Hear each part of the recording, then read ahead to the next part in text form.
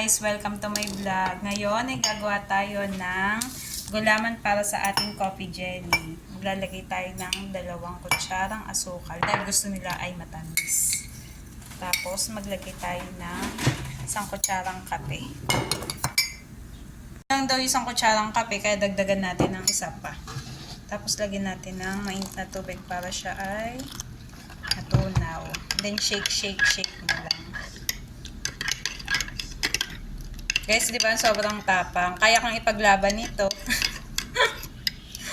Tapos ngayon ay gagawa na tayo ng gulaman. Maglalagay tayo ng 4 cups ng water. Tapos, lalagay natin yung ating 1 pack of Don Frank Jelly. C. Yes. Then, i-mix lang natin. Ngayon, ibuhos na natin yung 1 pack of sachet ng ating gulaman. Then, stir lang. Keep stirring lang. Yung 1 cup natin ginawang coffee sa ating jelly mixture. Ayan siya. And then, keep stirring lang, guys.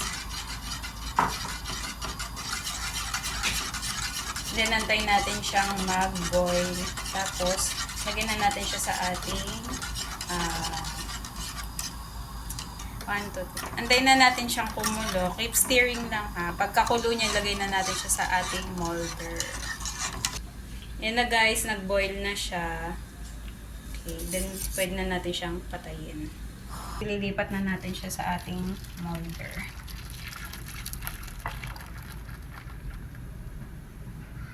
Tapos antayin na lang natin siyang lumamig.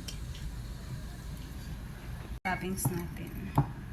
Lagyan lang tayo ng coffee. Tapos, sugar.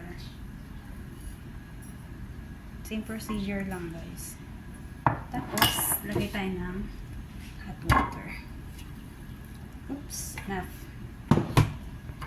Ito na siya guys. Stir mo na siya ng stir. Hanggang sa nakikita mo siya para siya nagiging fluffy.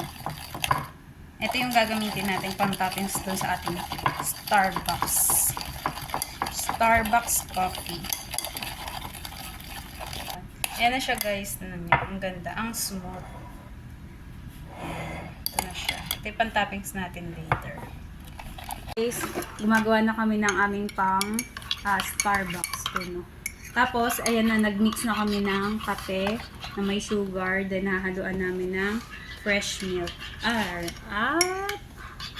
imimix na namin siya sa loob ng pitchel. Ibubuhos na namin siya sa pitchel. And then, lalagyan na namin siya ng fresh milk. Tansya-tansya lang, boy. Ayan.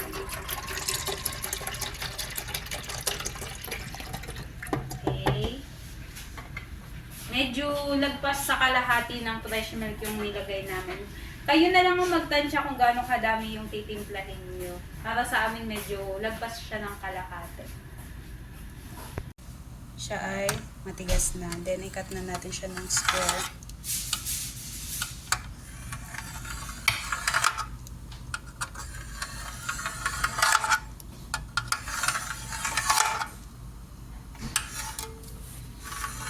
Guys, wow! Pwede bang kumuha ng isa? Ito na siya. Ito siya guys, ang ating gulaman with coffee. Kuha ka na! Guys, ihahalo na natin siya sa ating Hindi ba sa kanya-kanyang baso natin ilagay yan?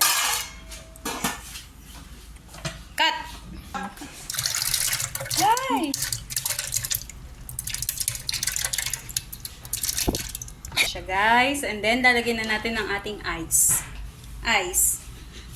Ekos na natin kasi ilalagay na natin siya sa ating baso. Nang magising tayo sa katotohanan ng wala ka na palang shota. And guys, sinasali na namin. Ito na siya. Walang sago. Medyo. Ito na siya guys.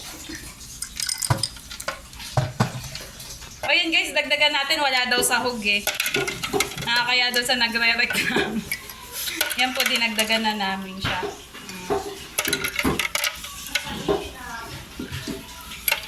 Ito na yung ating toppings. Control your mouth. Wow. Okay na nga ito. Thank you.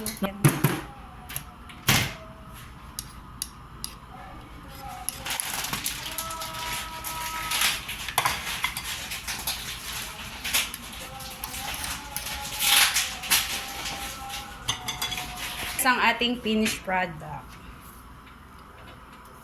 Masarap to gawin lalo na sa tag-init. Ito na siya.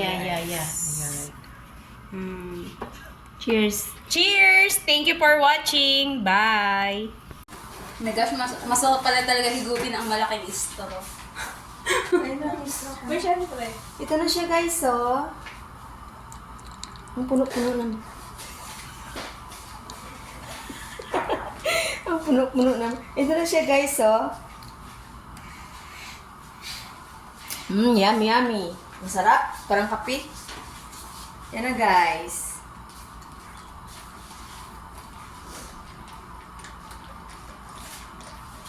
Pasensya na kayo guys, may sinisipon.